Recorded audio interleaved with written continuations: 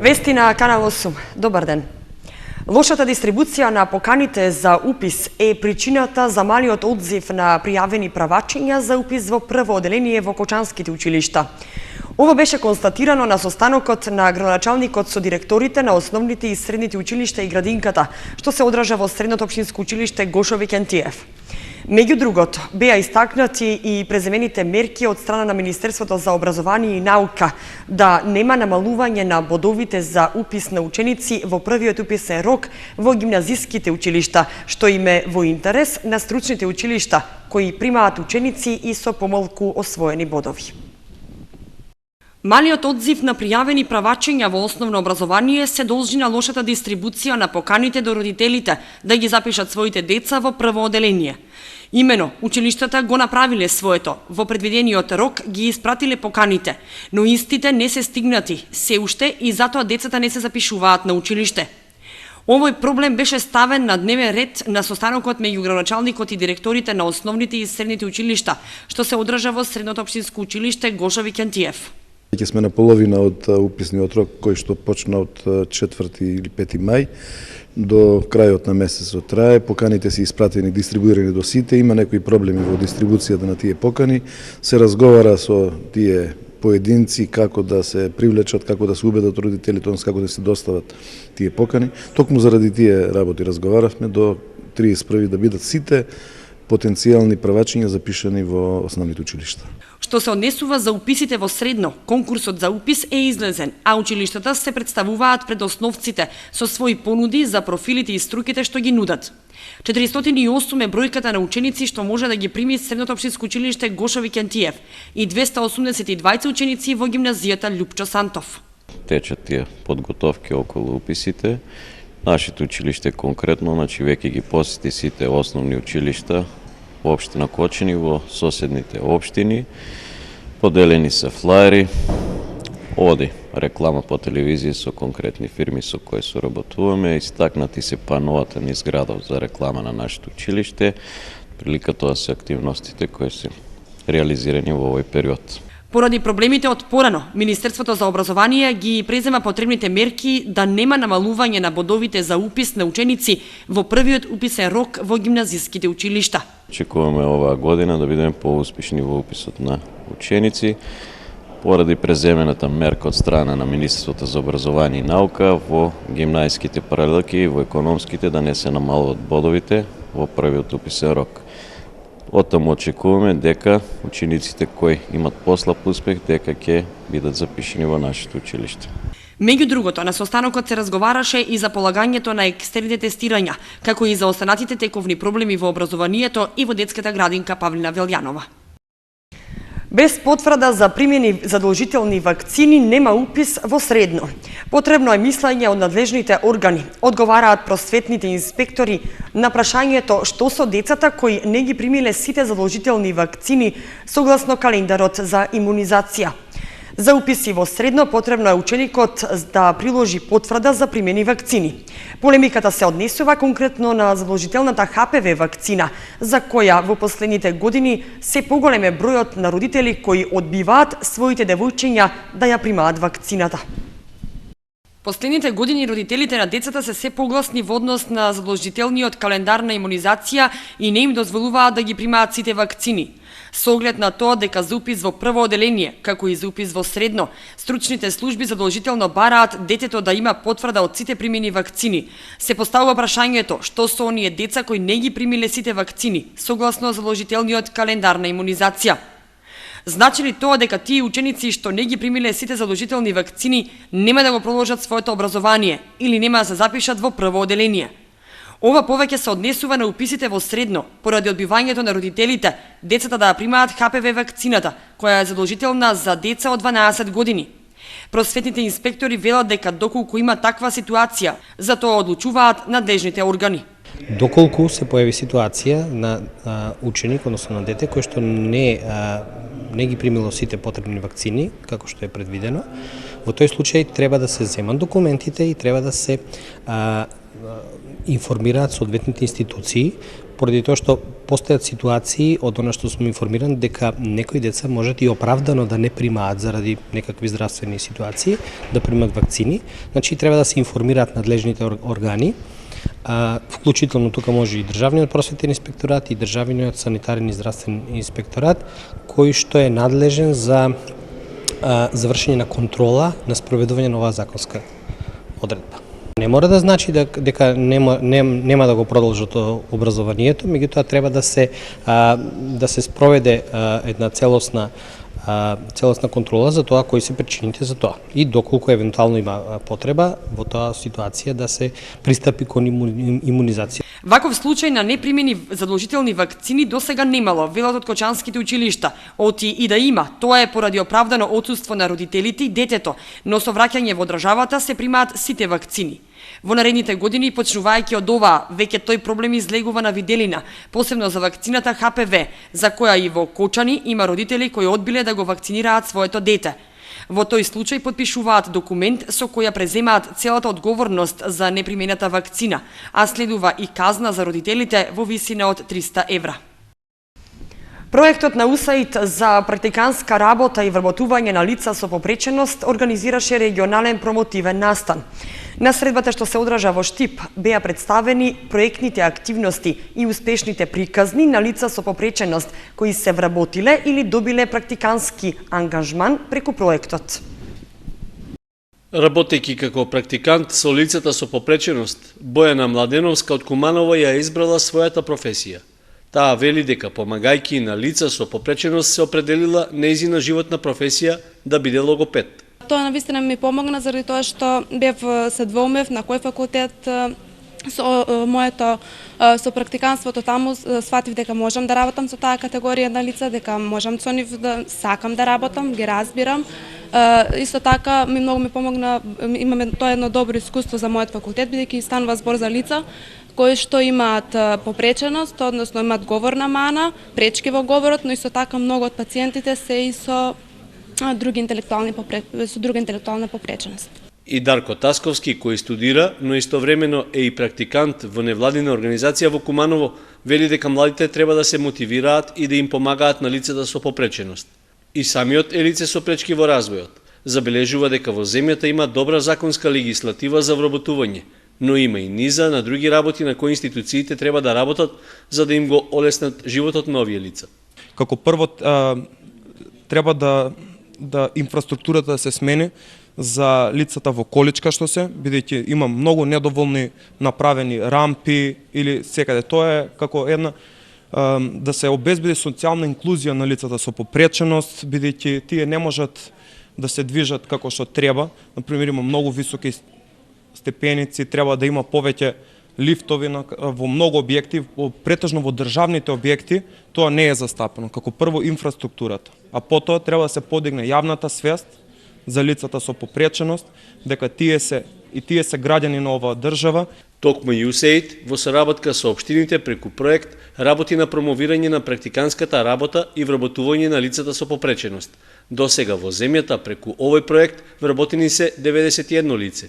Можеме да кажеме дека интересот е голем веќе, затоа што компаниите се повеќе и повеќе дознаваат за проектот, дури веќе имаме случаи каде што во општините сами доаѓаат компаниите да побараат лица кои што им се потребни профили.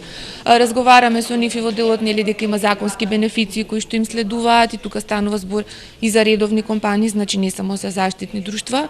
Отворени се доста во делот на угостителство, на производство, текстилната индустрија, профилите кои што ги бараат, повеќе се да речеме во делот на помошни работници во зависност од профилот и видот на попреченост, а инаку од видот на попреченост опфатени се сите видови, значи од лесна интелектуална до комбинирана телесна попреченост, оштетен вид слух, значи сите лица кои што во принцип можат да вршат некаква работа, ние се обидуваме да им го најдеме местото во компаниите. ЮСЕИД во Штип пред невладините организации, државните институции и општините од Источна и Североисточна Македонија ги презентираше досегашните активности и резултати од проектот за практиканска работа и за вработување на лица со попреченост. Виничките средношколци победија на националниот конкурс од програмата Млади репортери на животната средина. Со тоа добија право на учество на меѓународниот надпревар. Видеозаписот со упатени екопораки што го креираа средношколците Кристина Велинова, Емилија Костадинова, Давид Арсов и Илина Петкова под менторство на професорката Тања Анакиева Давидковска ја освои првата награда на распишаниот национален конкурс од програмата Млади репортери на животната средина. Ова е втора награда на менторот Анакиева Давидковска на овој конкурс. Учениците велат дека видеото го подготвиле за само 2 недели, а дел од материјалот е снимен на зелените ливади во селото Истибања. Ова видео ќе има можност да го види поголема публика, затоа што ќе патува на меѓународно надпреварување. Целта ни беше да ја потикнеме свеста кај луѓето да се зачува планетата Земја и природата. Задоволни сме од нашиот постигнат успех и се пласиравме на интернационалниот надпревар, кој што ќе се одржи во некоја од другите држави, при што ќе учествуваме исто така со 22 други земји и најважно оцени исто така дружбата со многу други ученици од светот. Ова видео го снимавме околу 2 недели, а идејата ни беше заедничка, како што и изработката заедно. Потоа го снимавме, дел од видеото снимавме во нашето село Истибања, со помош на една наша соученичка која што е на видеото. Ваквите конкурси ги организира Канцеларијата на програмата Интеграција на еколошката едукација во македонскиот образовен систем во соработка со Министерството за образование и наука, невладината ОХО и Шведската агенција за развој. Еколошката порака што ја испрати овие ученици има и англиска верзија, а ќе биде споделена со уште 22 земји кои ќе учествуваат на интернационалниот надпревар што ќе се одржи на почетокот на следниот месец. Конкурс за најдобра фотографија и цртеж на тема Вода за живот објави проектот за управување со сливот на Брегалница. Пријавувањето е до 26 мај, а доделувањето на наградите е на 3 јуни на манифестацијата што ќе се одржи во Виница. Проектот за управување со речниот слив на Брегалница, чија главна цел е подобрување на состојбата со водните ресурси во сливот на најголемата река во Источна Македонија, како и за изработка на план за управување со сливот, објавува конкурс за избор на цртеж и фотографија на тема Вода за живот, што всушност представува слоган под кој се реализира проектот. По тој повод се повикуваат сите заинтересирани уметници, фотографии и аматери од сите возрастни групи да земат учество на конкурсот во двете предвидени категории. Целта на овој конкурс е да се подигне свеста на населението за прашањата поврзани со водата, како и да се мотивираат сите возрастни групи за совесно однесување со природните ресурси. Според објавените критериуми за учество на конкурсот, фотографиите треба да бидат во дигитален JPEG формат со резолуција од најмалку 6 мегапиксли во оригинална необработена форма и без фотомонтажа. Фотографиите треба да се направени во Брегалничкиот регион и да соодветствуваат на темата Вода за живот. Се што представува природна убавина, пейсаж или специфика на Брегалничкиот слив може да биде дел од фотографијата. Еден учесник може да учествува со најмногу 3 фотографии и тие треба да се испратат во дигитална форма, што не надминува 5 мегабајти, со податоци за авторот, каде е направена и име на фотографијата. Сите фотографии и цртежи кои учествуваат на конкурсот не треба претходно да се објавувани или изложувани. Со испраќањето и учеството, авторот ги отстапува авторските права на проектот за управување со речниот слив на Брегалница, со што тој стекнува право да ги објавува и печати за своји потреби. За најдобрите фотографија и цртеж следуваат награди, што ќе бидат доделени на 3 јуни во Виница, на настанот што ќе се одвива под слоганот Вода за живот.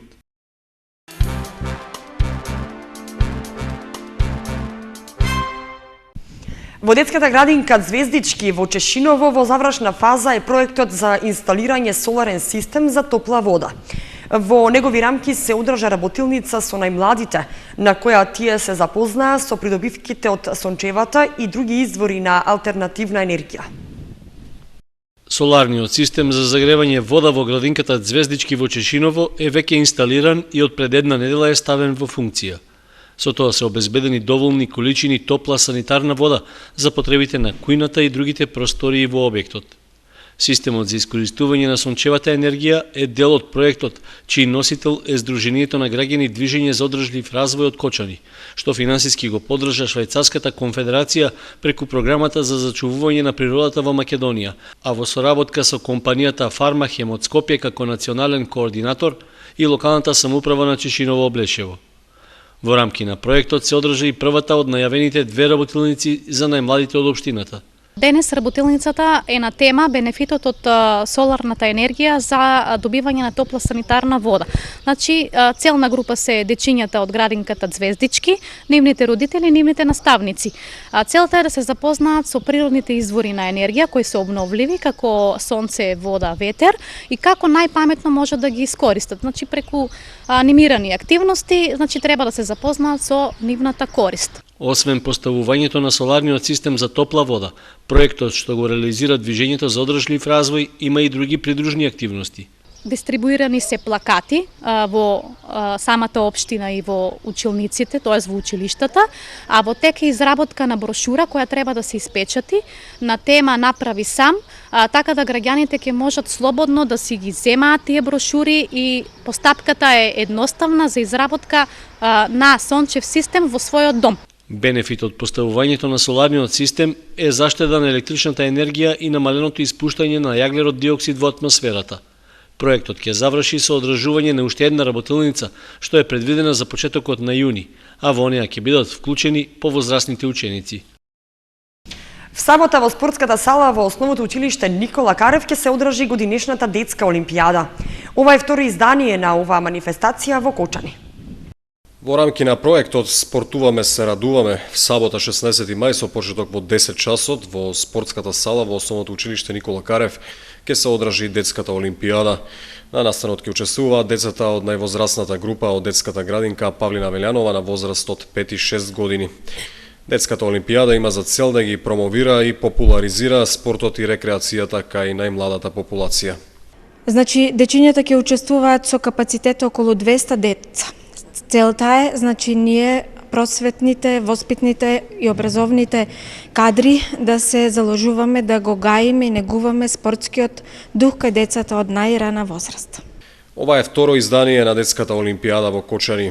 Ја организираат детската градинка Павлина Велјанова и општинскиот спортски актив, а покровител на манифестацијата е општина Кочани. Во духот на спортувањето, силите во влечење јаже минатата година ги одмерија и воспитувачите вработени во детската градинка. Дечињата се надпреваруваат во штафетно трчање, влечење јаже, скокање во вреки и полигон.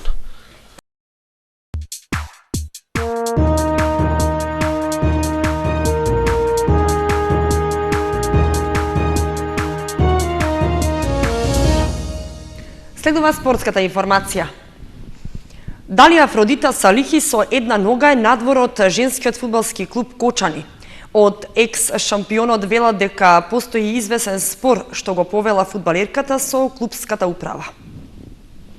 Ударната игла на екс-шампионот на истекот од сезоната најверојатно е решена да го напушти кочанскиот табор и тоа пресрет на најважниот надпревар сезонава, финалето од купот против должникот Драгон 2014.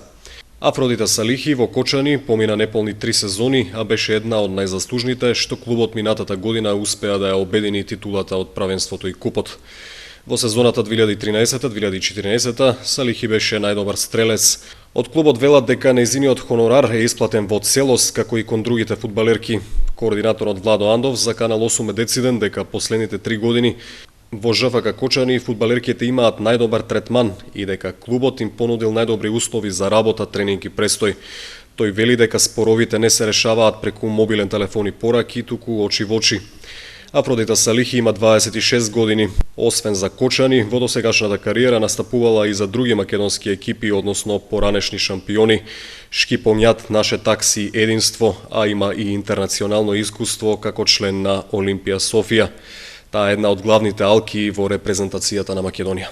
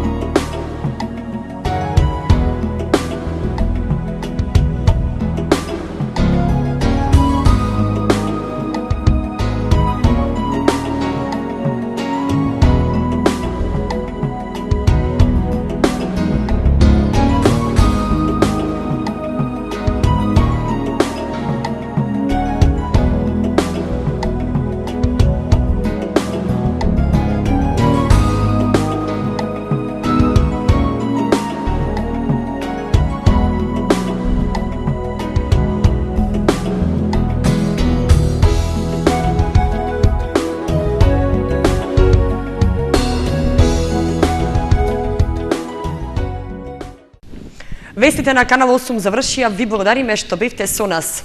Следете ни на нашата веб страница kanal8.mk. Довидување.